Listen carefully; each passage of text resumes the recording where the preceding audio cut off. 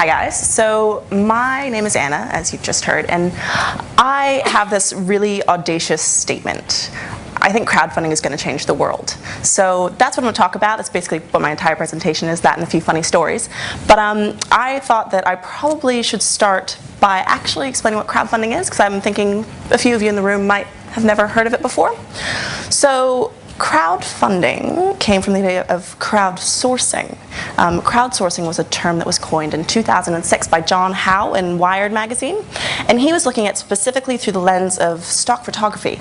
And the idea used to be, you'd be a stock photographer, you'd sell it for a photograph for $2,000 or more, and you were the professional who was in charge of that. Then iStock photos came along, and a lot of amateur photographers were able to sell their photos for a lot less money, so it totally changed the cost model around stock photography.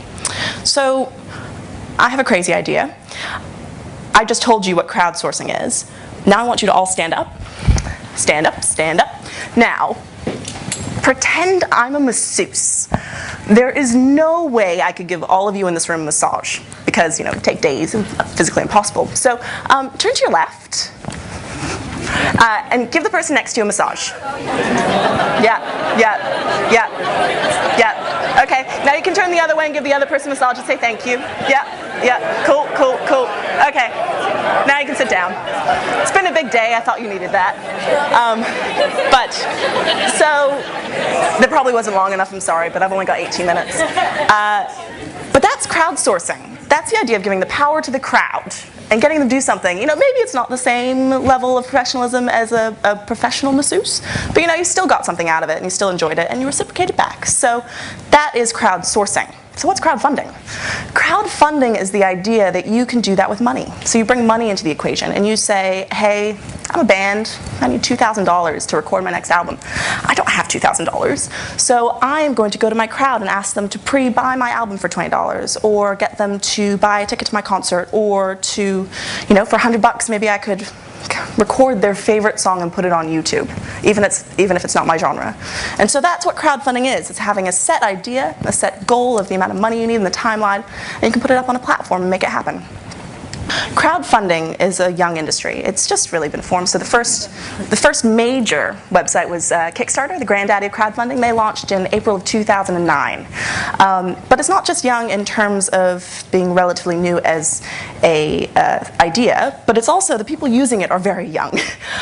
This was one of the groups that came through our platform. It was a group of 10 and 11-year-olds called Deception, and they just wanted to go to the world supremacy battleground in Sydney.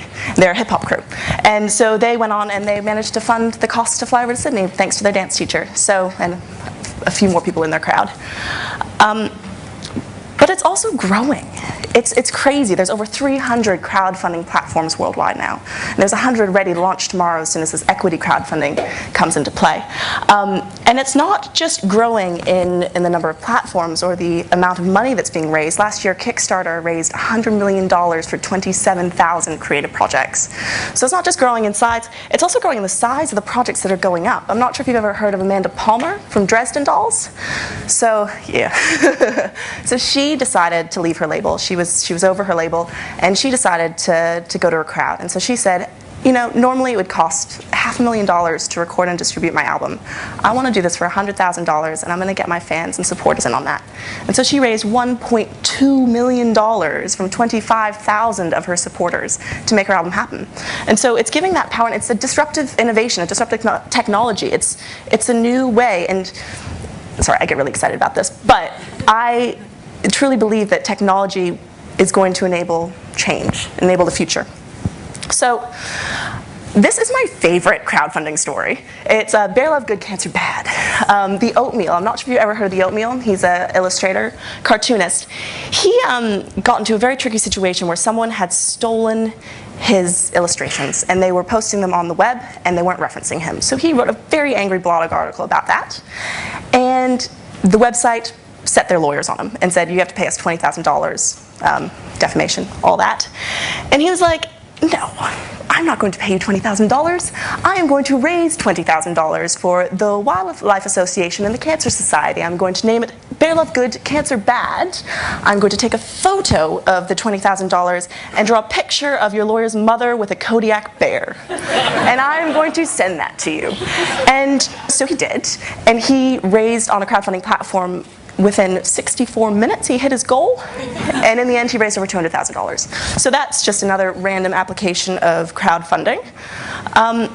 So it's the idea that you can be a little crazy with it. You know, it doesn't have to be your normal sort of project. You have to bring life and fun into it. And we had a band come through, Mangle and Gruff, and they had these crazy rewards that they were offering their crowd. It was everything from their lead singer would read you a bedtime story to a calendar of their guitarist, 12 Months of Will. And then my favorite was, for $1,000, they would create a religion based around you. And someone pledged that. Yeah. So you do have to keep it a little bit balanced, though. You know, you can't make these big, hairy, audacious goals without being able to back it up. So you need to plan, you need to be able to say how you're going to do it. You need to explain that well so people believe that you can. But that brings me to why me? Why am I talking about this to you right now? And I, for all of my sins, decided to go back and study. And I did my master's thesis on crowdfunding. And my thinking was, you know, I wanted to look at the history of crowdfunding. I wanted to look at where it was going. But I also wanted to look at the opportunities within New Zealand. And so as part of my thesis, I actually ended up starting a crowdfunding platform. So that's why I'm telling you all my crazy stories.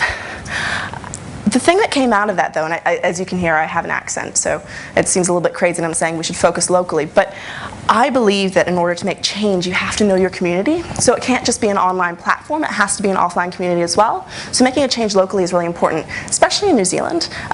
During my thesis, I found a really cool, it's probably not that cool for you guys, but I found a paper that the Statistics New Zealand had done, where they actually proved there's only 4 degrees of separation in New Zealand. So really everyone does know everyone. And that's a good thing with crowdfunding, because you want to know who your crowd is and be able to tap into them. Some people dream of great accomplishments while other people stay awake and do them. I think that is amazing. And I think that that is the idea of crowdfunding as well. It's the idea that, you know, you can take something that you've been thinking about and actually do it. And you can move beyond introspection to collaboration. I think collaboration is the new black. It is so important, and crowdfunding lets you do that. They let you collaborate with your crowd. They let you work with your crowd. So I didn't just want to talk about the history of crowdfunding and cool things that I've seen. I actually wanted to give you a few tips as well, just so you can know what makes a good crowdfunding campaign. Keeping it clear. It sounds simple, but it's actually quite hard to keep it clear and get it across to your crowd. So you need to know what your idea is. You need to know what your goal is. You need to be able to convey that to them. And you need to have some images, a video. We find that projects with videos are 114% more likely to be funded. So you need to engage and keep it personal, because people are giving as much to an idea as they are to you. Know your crowd. So this was a 7-piece girls band called St. Rupertsburg. Already pretty much a crowd themselves. But they knew who they were talking to, and they were able to talk to their fans about what they wanted to make happen. And they managed to raise their money in less than a week.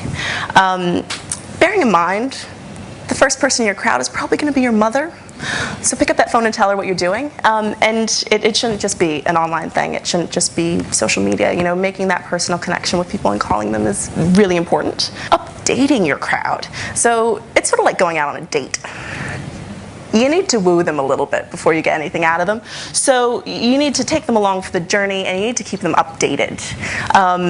This project was a woman who wanted to go over to the UK and be in a cabaret show. So every day she took pictures of the outfits she was thinking about wearing. Which one do you think she picked? It's the saucy little red number on the left.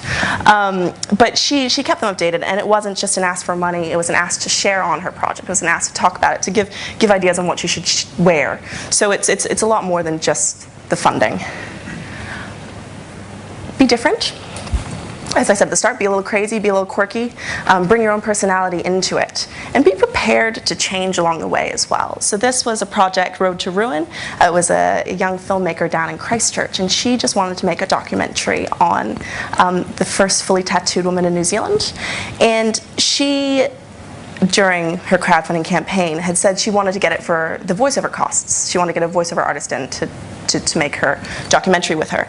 And people kept on coming back and saying, you don't need a voiceover artist. You actually did that really well in your pitch video. So we're going to pledge, but we don't want you to use the money on that. You should use it on something else. And in the end, she managed to double the length of her documentary with the funding instead of getting a voiceover artist. So that was very cool and very different. And saying thank you, an attitude of gratitude, is priceless. So this was an illustrator. She just wanted $300 to go to an illustration course in Auckland, and she managed to get it within 12 hours, mainly because she was so grateful. And she had really cool rewards around it as well, but at the end she just posted that to all of her supporters, and that really made a difference. So attitudes are contagious. Are yours worth catching? I think, if I'm allowed to have 2 quotes to explain crowdfunding, I think that's the other one. You have to be passionate about what you're doing. You have to be able to explain it. But at the end of the day, how you see it working and how you see yourself is really what everyone is going to take out of it. So, you know, you have to be that passionate person talking about what you're doing. And I truly believe this because I'm really passionate about what I'm doing. And so PledgeMe, we've got a team of people working behind us, and we've done some really great things. And this year we actually, well, we relaunched, and we've had 156 projects funded through us, over $675,000. And yeah, if I could leave you with anything today, I think it would be to think about that one idea that you have that you've always wanted to do, and now figure out how you can make it happen. Thank you.